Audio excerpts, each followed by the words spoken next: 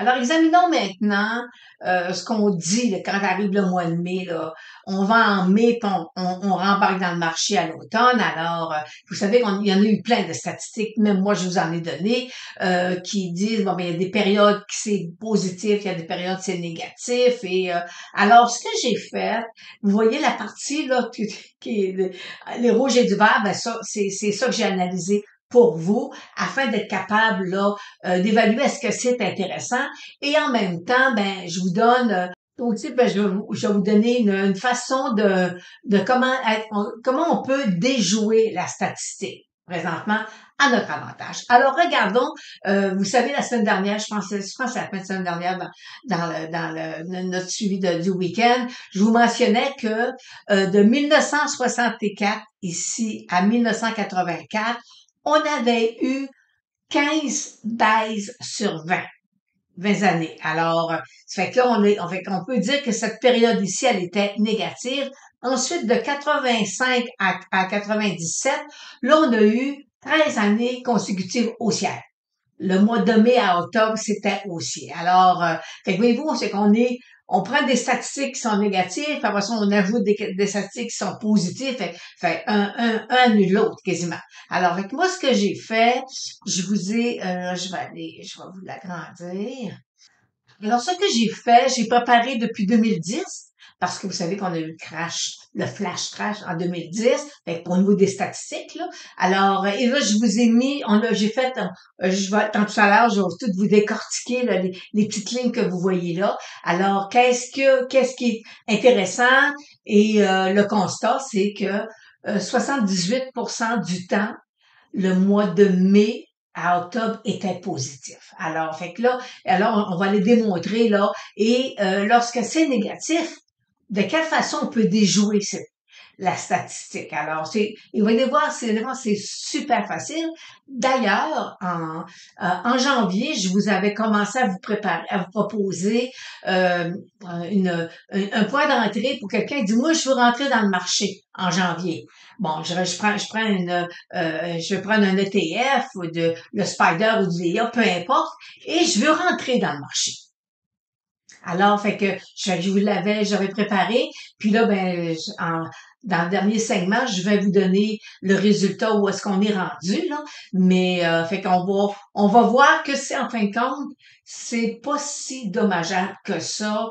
Si on travaille bien, là, que le mois de mai, c'est pas si dramatique. Moi, quand j'étais courtier, bon, des choses, on s'en préoccupait pas de cette statistique-là. Puis, parce que j'ai demandé, c'est dit, mais c'est une légende urbaine, là, tu sais, puis moi, ben, à l'été, en mois juillet, on avait toujours d'excellents points d'entrée pour nos clients. Alors, fait que c'est ce que je vous propose, là, et allons voir d'ici les prochaines minutes. Allons défaire ceux ou je les appelle les oiseaux de malheur, là, OK, qui disent, oh, c'est dangereux, c'est dangereux. Vous allez voir que c'est pas si dangereux que ça, que même c'est à votre avantage d'aller chercher du rendement additionnel si vous le travaillez bien. Alors, allons voir maintenant de 2010 à 2020. Alors, comme mentionné précédemment, j'ai pris les 14 dernières années, depuis 2010 à aller jusqu'à aujourd'hui. Pourquoi 2010? Parce qu'il y a eu Flash Crash. Alors, ça nous permettait de voir là si c'était une donnée qui était valable là, dans les calculs. Alors, et là, vous voyez des lignes rouges et des lignes vertes. Et vous savez que on mentionne souvent que le mois de mai et de juin, c'est le mois le plus problématique lorsqu'on parle de vendre en mai et de rentrer dans le marché seulement en octobre-novembre. Alors, ce que je vais vous démontrer, c'est qu'on nous sommes capables là, de faire une analyse puis de dire est-ce que c'est vrai que lorsqu'on achète en vend en mai puis on veut rembarquer dans le marché, c'est rentable pour l'investisseur parce que on sauve des replis de marché. Bon, des replis de marché, on en a toujours. OK? Peu importe. Il n'y en a pas plus en mai, juin qu'il y en a en décembre. Alors, et moi, là, vous savez, lorsque j'étais courtier, le mois de juillet, c'était pour moi un mois excellent.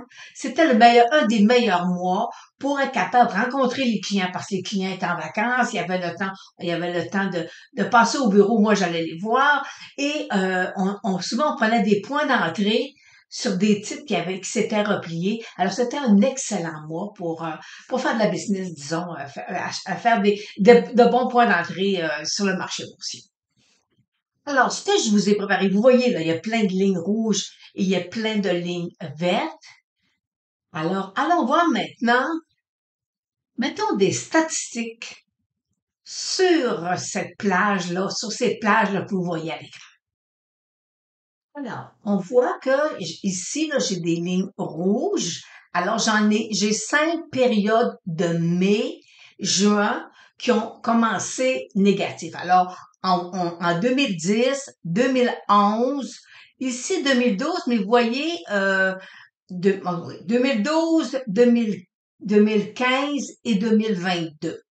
Alors ça, on a 5 mois où on a 5 années où le début de mai-juin a été négatif. Et vous voyez ici, je vous ai mis des lignes pointillées, ce qui veut dire que lorsque le mois de octobre est revenu positif ou que le marché était à peu près égal, ça veut dire qu'à ce moment-là, il n'y avait pas de baisse sur le sell in May and go away. Là. Il n'y en avait pas là. Alors, on revenait à la même séquence. Là, voyez-vous, j'ai agrandi ici, là, et on voit très bien, là, ici, ma moyenne mobile 8,34 qui est croisée, que ici, là, je suis en mai, et que ici, là, je suis en octobre. Puis vous voyez, je suis au même niveau qu'au mois de mai. Alors, fait que ça veut dire que la statistique qu'on vend en mai ne s'applique pas. OK? Parce que au niveau statistique, là, le début de mai et en octobre, on est au même niveau, alors il n'y a pas de baisse, il n'y a pas de perte. Donc, au lieu maintenant, avec là, j'ai 2 années, là. J'ai 2010 et j'ai 2012 ici, là. Alors, fait que là, ça fait 2 années où je reste dans le marché en mai et en octobre, j'ai eu une fluctuation dans le courant, là, en mai-juin, mais en octobre, je suis revenue à mon point de départ. Alors, allons retravailler le graphique maintenant. Vous voyez, j'ai ajusté les mois qui revenaient positivement là, après de mai à octobre, on revenait au même niveau. Alors maintenant, on a 2 mois, on a 2011 qu'on a eu négatif, on a 2015 et on a 2022. Bon, alors, et là, je vais vous agrandir, vous montrer. 2011, si je fais ça, alors on voit ici en 2011, quand je suis rentrée dans le marché, le 1er mai, comme aujourd'hui, ben à ce moment-là, le marché, après ça, il s'en vient négatif.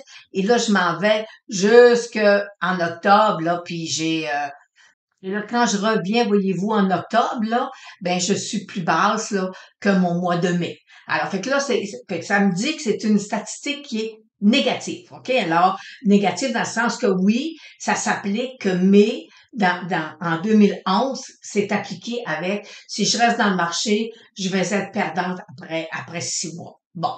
Alors, fait que là, je vais on va revenir sur le graphique global. Ça ici, là, voyez-vous, c'est ce qui se passe aujourd'hui. Alors, c'est ça qu'on va aller voir tout à l'heure. Alors, voyez-vous, si je mets une statistique sur ça, j'ai 14 années. Alors, présentement, j'en ai 3 qui seraient négatives on reste dans le marché en mai, puis en octobre, notre valeur est inférieure par rapport au mois de mai. Alors, ça nous donne un rendement, Ça nous donne une statistique de 78,57% du temps que le marché, que vous restiez dans le marché, vous étiez resté dans le marché depuis 2010 à aujourd'hui, ben 78,57% vous auriez été positif. Alors, et puis je vais vous dire une statistique qui frôle là, le 80%, c'est assez rare.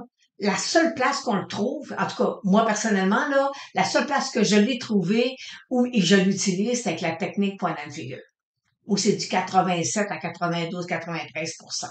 Alors, fait que voyez-vous, bon, fait que là, on se dit, OK.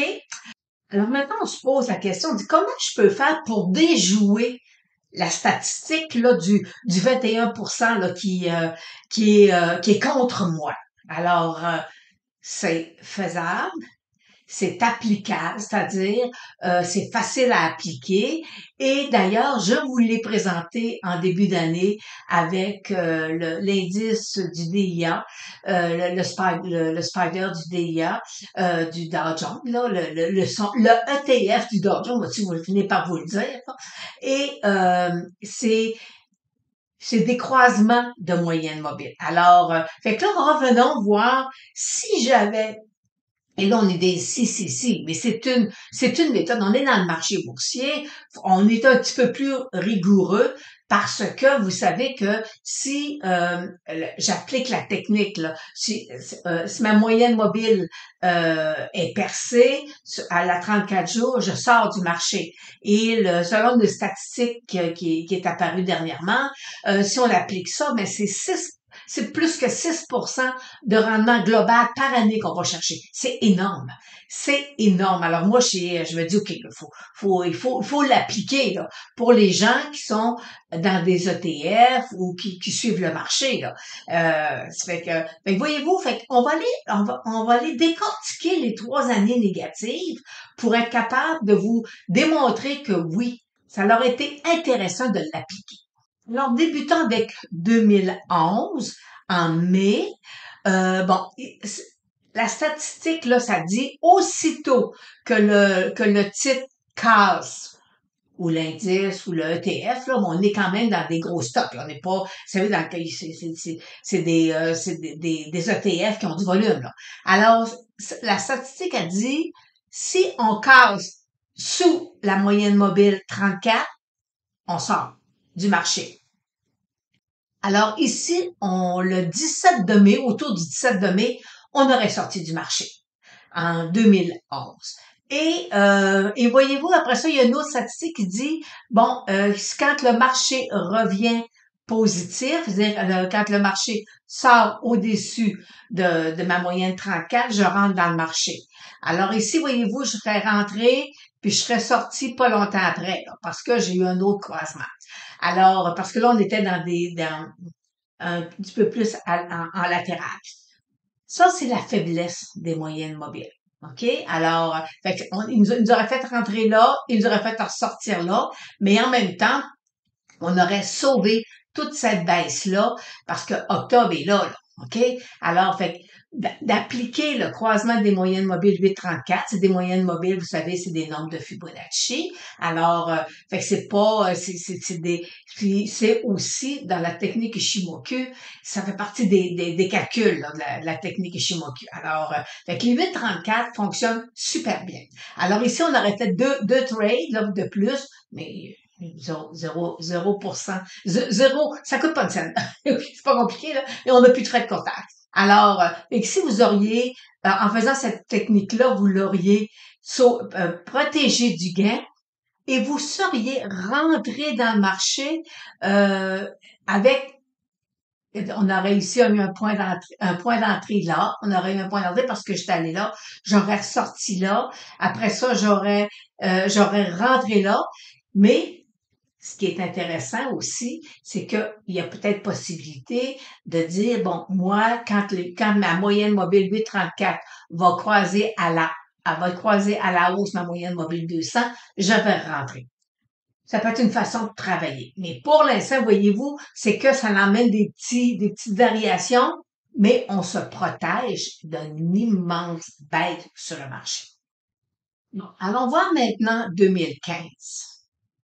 comment je fais pour déjouer la statistique, pour la mettre de bas en faveur de moi. Alors, voyez-vous, en mai, je sais que là, j'aurais eu un point, j'aurais sorti, mais en fin de compte, puis là, voyez-vous, j'aurais eu, ça aurait été un faux mouvement, mais un, deux, trois, j'aurais eu des points d'entrée, des points de sortie, sauf que ça m'aurait évité, regardez, une grosse baisse du marché là, par rapport à mon entrée. Alors, fait que, tu sais, vous savez, des fois, on peut se dire, bon, ben oui, OK, si mes moyennes mobiles 834 croisent la moyenne mobile 200, je sors. Ben, dans ce cas ici, comme tout à l'heure, ça aurait été possible de le faire. OK, donc on aurait quand même limité des gains. Non, on aurait limité des pertes. Et si je reviens en 2022, ben ça a été plus facile. Voyez-vous, la tendance, elle était vraiment baissière. Alors ici, j'ai eu un croisement. En mai, en mai, j'étais sous, alors je serais sortie du marché. Je serais même sortie du marché avant mai, en avril. OK? Et là, voyez-vous, on est en octobre, fait qu'on est, on est rentré, on est sorti du marché là, puis en octobre, on était encore inférieur à notre point de sortie en mai. Alors, fait que voyez-vous, c'est des façons de dire bon ben moi je peux sortir du marché. Puis vous savez, c'est pas des transactions qu'on fait euh, aux 2 jours. Là. Alors, la tendance, voyez-vous ici là, la tendance, les moyennes mobiles sont vraiment baissières. Alors quand après ça, voyez-vous ici, là, quand vient le temps de rembarquer, là, ben là, voyez-vous, on aurait chevauché entre les deux, là. Fait que là, tu te dis, OK, moi ici, j'ai sauvé ici là, une bonne baisse du marché. Et présentement, j'aurais pu rentrer là, après ça, sortir là. Oui, j'aurais pu faire quelques transactions. Alors, fait que ça vous aurait permis d'aller récupérer un peu de gains dans une baisse de marché. Alors, voyez-vous, si le mois de mai est difficile, puis les moyennes mobiles sont croisées, elles se croisent à la baisse, vous sortez et vous attendez un nouveau point d'entrée. Alors, fait qu'il y a possibilité d'aller chercher des fois de belles variations sur le titre sans pour autant être très stressé là, de le faire. Là. OK? Alors, vous dites OK, je sauvegarde du gain, je protège du gain, puis après ça, je vais aller plus tard, là, je reprendrai un nouveau point d'entrée. Alors, fait que si on utilise cette stratégie-là, ben vous allez voir que vous allez être tout presque à 80% gagnant dans la stratégie. C'est une statistique qui est quand même assez intéressante. Alors, examinons aujourd'hui, nous sommes le 1er mai et selon la stratégie, c'est que le 1er mai, tu sors du marché. Avec la technique que je vous ai présentée avec le spider du Dow Jones, voyez-vous, ici, que lorsqu'on a eu un croisement des moyennes mobiles 8,34, vous seriez sorti du marché le 15 avril. Et là, voyez-vous, on a eu un rebond, et là, un couloir haussier. Et je vous ai, dans la vidéo, je pense, en fait, la semaine dernière, je vous parlais on voit apparaître présentement des vagues d'Elliott. C'est vague d'Elliott, quand on comprend le principe de la vague d'Elliott, je peux vous dire, c'est super intéressant. On sait où est-ce qu'on s'en va dans le marché. Alors, fait que pour l'instant, voyez-vous, aujourd'hui, on serait sorti hors de l'indice, mais on serait sorti avec cette technique-là, on serait sorti il y a de ça 2 semaines. Alors, et vous auriez protégé du gain. Alors, c'est un peu ça là, puis voyez-vous là, on a une moyenne mobile de 100 jours qui est haussière. Parce qu'il faut pas oublier qu'on a eu 5 mois de hausse sur le marché et le mois d'avril a été négatif. Le Dow Jones a perdu 5% et le S&P 500 a perdu 4,2% et le Nasdaq 4,4% en avril. Alors, fait que mais après des belles hausses de marché, c'est comme normal là d'avoir un repli, mais rien n'empêche que présentement le S&P 500 est quand même positif par rapport aux 5 derniers mois. Là. Ok, il y a quand même un rendement de 20%. Là. Alors, fait que ce qu'on veut, c'est être capable d'éjouer la statistique puis d'arrêter de pas d'avoir peur, mais de dire, là, écoutez, là, c'est des maths, c'est des mathématiques, puis faut être capable de travailler avec ça parce que moi, nous, là, c'est notre rôle à nous, là. On enseigne l'analyse technique et on donne des points, des clés, disons, pour être capable de mieux performer, là, sans pour autant prendre du risque énorme, là. Fait qu'on fait juste des petites stratégies avec des moyennes mobiles 834 et ça fonctionne super bien. Alors, fait qu'on voit que présentement, voyez-vous, là, j'ai un beau petit couloir haussier. Et là, je serais déjà sortie du marché, là. On est le 1er mai, je serais sortie du marché. Alors, dans les semaines à venir, je vais vous faire un suivi pour savoir où est-ce qu'on est rendu. Puis, par rapport à si on avait sorti le 15 avril ou si on était sorti aujourd'hui. Jusqu'où le marché va nous permettre là, de protéger des baisses éventuelles. Alors, parce que vous savez, après, on est dans des sommets d'année, des sommets de vie. Là. Alors, c'est tout à fait normal qu'on ait, tu sais, ça a super bien été, mais c'est comme normal aussi qu'on ait des replis. Puis regardez ici, présentement, ma moyenne mobile 200 jours, elle est quand même haussière. Fait qu'on on est loin d'un crash. Mais par contre, ça vous permet de récupérer 4% par rapport à notre prochain point d'entrée. Ben, si vous faites ça, 2 fois par année ou 1 fois par année, ben c'est à long terme, vous allez voir que c'est des rendements qui sont faciles à aller chercher, ok, pour être capable de bonifier votre porte. Alors maintenant, on va voir la stratégie que je vous avais proposée avec l'indice du Dow Jones, le DIA. Alors, alors, revenons sur le DIA, le Spider du Dow Jones, une stratégie que je vous avais démontrée, parce que là, en janvier, vous savez, les gens disaient, ah, je veux rentrer dans le marché, mais c'est-tu le temps? Fait que là, je dis, c'est une façon facile à faire. Voilà. Fait qu'en janvier, on est rentré ici. La ligne pointillée, c'était mon point d'entrée. Et selon la stratégie, c'est que lorsqu'il y a un croisement des moyennes mobiles 8,34 où il y a une percée sous la moyenne mobile 34, là, vous savez, c'est selon vous, là, ce que vous voulez avoir, là. Bon, ben, ici, regardez, on a sorti, ça veut dire que par rapport au début janvier, on a protégé un gain de 4%. C'est énorme, là. OK? Alors, puis ça, il est pas perdu, là, parce qu'à l'heure actuelle, le gain de 4% de janvier serait perdu. OK? Parce qu'on est revenu au point. Et là, on se dit, est-ce que le marché va venir toucher ma moyenne mobile 200 jours? Peut-être. OK? Alors, fait que s'il vient toucher ma moyenne mobile 200 jours, puis que je rembarque, ben, ça veut dire que je vais rembarquer avec un potentiel d'aller chercher, au départ, avec peut-être un 6% de moins que lorsque je l'ai vendu. Ça veut dire que je vais aller chercher, je vais avoir une valeur un peu plus grosse pour aller la chercher. Fait que mon prochain point d'entrée, ça va être les croisements lorsque mon DIA, mon Spider, va traverser ma moyenne mobile 34. La 34, elle est moins volatile que la 8. OK? Alors, c'est pour ça qu'on travaille. Puis regardez ici, là, on a une moyenne mobile 34 qui est plate.